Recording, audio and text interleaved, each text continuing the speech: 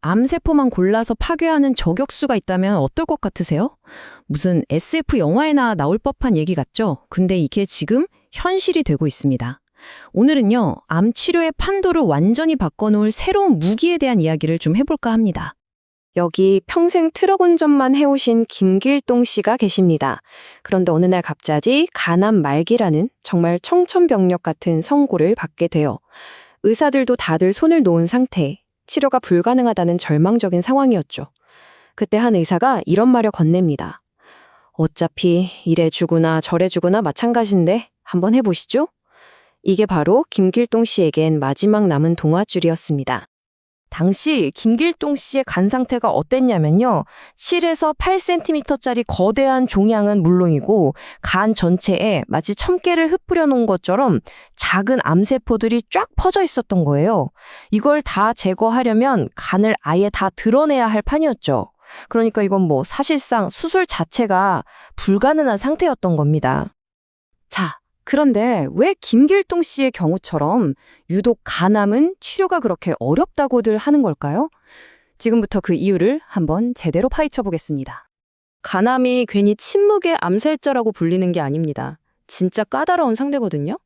왜냐면 힘들게 암덩어리 하나를 떼어내도 엉뚱한 데서 또 자라나요. 심지어 여러 군데에서 동시에 막 생겨나기도 하고요.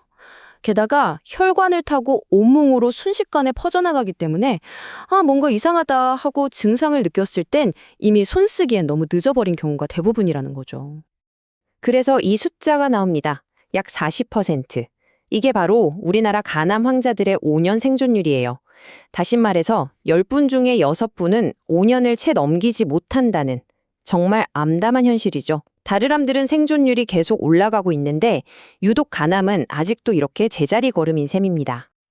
아니, 그럼 수술이나 이식으로 완치를 기대해 볼 순 없냐고요? 네, 그럴 수 있는 환자는요, 전체 간암 환자 중에 딱 20%밖에 안 됩니다. 그럼 나머지 80%의 환자들은요?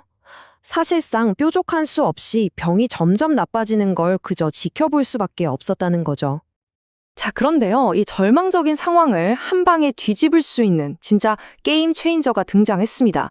이름하여 꿈의 암 치료기, 바로 중입자 치료입니다. 이 기술에 대해서 세계 최고 권위의 과학 저널이죠, 네이처가 뭐라고 평가했냐면요, 바로 암의 명사수라고 불렀습니다. Cancer Marksman.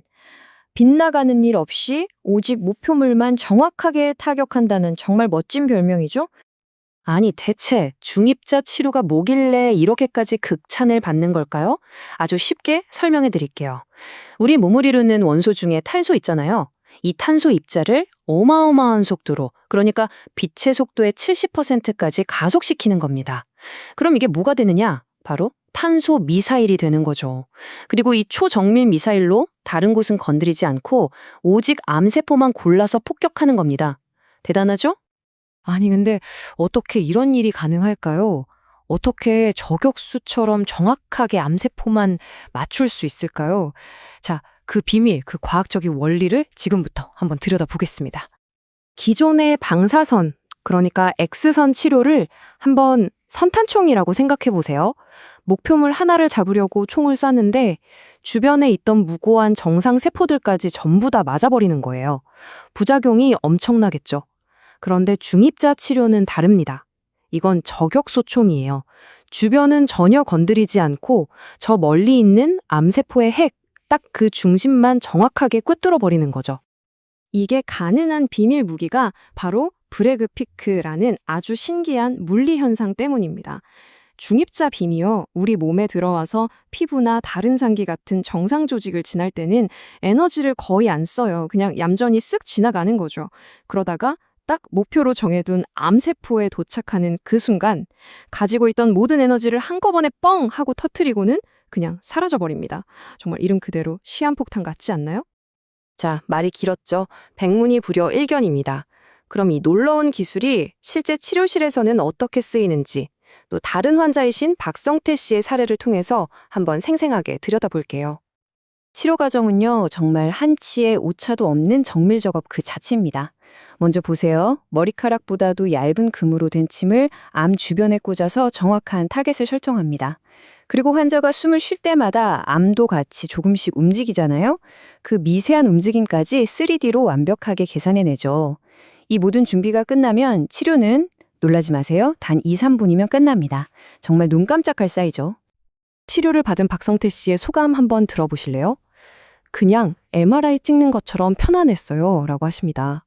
우리가 보통 생각하는 그런 고통스러운 항암 치료나 힘든 수술과는 정말 차원이 다르죠.